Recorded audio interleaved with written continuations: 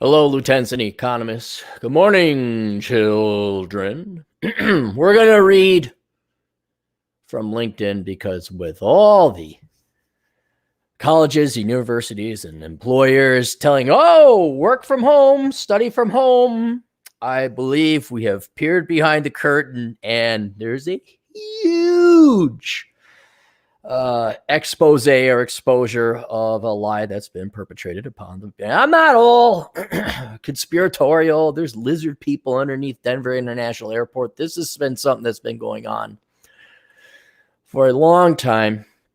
And it took a global, it's officially a global epidemic, coronavirus. So Corona-chan shall set us free. This is from LinkedIn, How Coronavirus Set the American Worker Free, written by that devilishly handsome Aaron Clary fellow. I've just been informed by a friend of mine that his employer told him not to come in because of the coronavirus. As the chicken littles of the world run around telling us the sky is falling, he is not alone, as now it's as fashionable, though arguably much more practical, for employers to tell people to telecommute to avoid the virus, as it is for employers to virtue signal. But in their rush to be edgy and progressive, employers have accidentally tipped their hand in a very, very big way. They've proven nobody really needs to physically come to work anymore.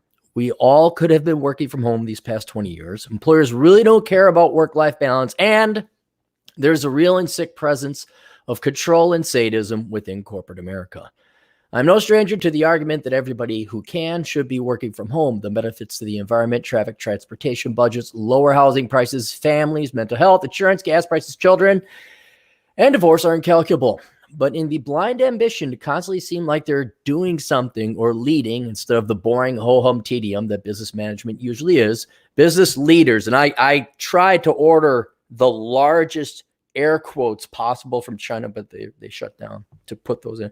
Leaders have shown that no white-collar worker really needs to be commuting, and we're only left to conclude it's because of irrational reasons such as control, sadism, and just plain evil. Hundreds of millions of people globally are forced to waste 20% of their waking lives commuting every day solely because closed-minded corporate managers and supervisors are so incompetent, so inferior, and so petty. They want to see you there, and I would argue many of them want to see you suffer. This accusation may seem petty or overly simplistic, but allow me to tender another bit of evidence that the coronavirus has exposed about employers in corporate America. Colleges and universities are also canceling physical classes, holding them online.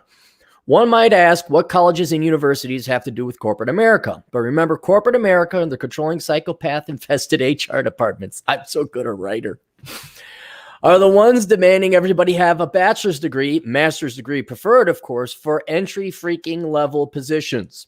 And if you doubt the accusation that employers are so controlling, petty, and sadistic that they would force an entire country of workers to unnecessarily commute and suffer rush hour for decades, I tender the evidence they've done something much, much worse.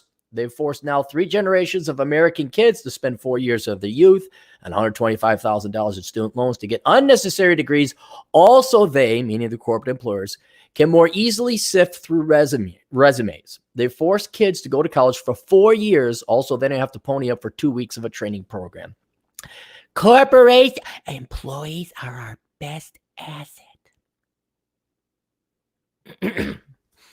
Yes, the leaders of corporate America are that petty. Yes, they are that controlling. Yes, they are that sadistic. And yes, they are that evil.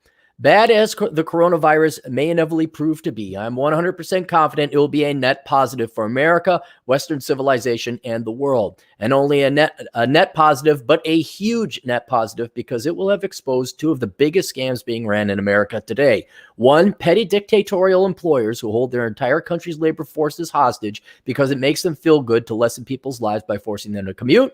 And 2, the truly worthless and evil colleges and universities in America who sell, quote, the college experience to naive children $150,000 ago, when that education could be taught for near free online, Western Governors University WGU.edu. Eliminating these 2 cancers from America would usher in a truly new, revolutionary, and exponentially more efficient economy that would, in my humble opinion, eliminate the national debt and solve most of our immediate financial, economic, and even social problems. And even if the coronavirus does regrettably take thousands of innocent lives, those people will have become martyrs in exposing the man behind the curtain in both corporate America and American universities. The only real thing holding us back is the American people themselves, who are so brainwashed, so doped up, so naive. They've actually tolerated commuting all these years and have gone to college for 6 to get that coveted master's preferred. But with unemployment below 4%, the price of college in the 6 figures, and commutes destroying families with divorce and strokes, and now with coronavirus forcing employers and colleges on their back, now is the perfect time for people today and of tomorrow to simply refuse to commute, simply refuse to attend a physical school, have some basic self-respect, and demand that work-life balance progressive employers, again, big air quotes, progressive employers keep promising. Do not accept jobs that steal 2 hours a day from your life and your family. Do not attend schools that offer an education that can be gotten for near free online. Shuck these modern day tyrants that are keeping the American people from enjoying their lives, crippling them with student loan debts and worthless degrees, and go live life instead. And there you go. This should be imminently monetizable. We avoided all curse words. I was very polite, even though I didn't want to be. This, by the way, this post is sponsored by How Not to Become a Millennial, written by Vince Bear. Oh my gosh, I got a copy of it right here. There you guys go. You can get that. And normally I don't. What do you guys think? Comment, like, and subscribe, or you can do that. But more importantly, guys, I'd like to remember the good, the bad, and the ugly. And it's where the Confederates and the Union armies are battling for control of the bridge. And the captain wants the bridge destroyed so that they stop fighting over it and he stops losing men. And all he wants in life is that bridge to be destroyed, but he's got to protect the bridge. And then Clint Eastwood and wasn't Rod Steiger, who was the actor? Tuco. People in the comment section are yelling now. They know who he is. They go and they destroy the bridge, but the captain gets shot, mortally wounded, but he hears the bridge go and he just smiles. That's what I want to see before I'm dead. Okay? I want to see people telecommuting. I want to see no more gray-haired bosses forcing people to commute. I don't want to see traffic jams. I want to see, here's a solution, millennials, for your housing problem, affordable housing. What would happen if we converted all those skyscrapers into affordable, high-end luxury condos? Or maybe just nice condos?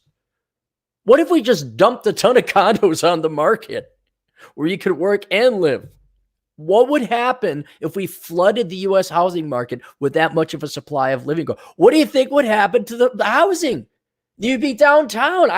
We are at such a great potential right here. We just got to get closed-minded corporate leaders with their MBAs. Ugh. From the Carlson School of Management. Never send your kids there, by the way. We're just so close. And before I die, I'd like to hear that we don't do traffic. Oh, no, we don't cover traffic on the local news anymore. There is no traffic. People have affordable housing.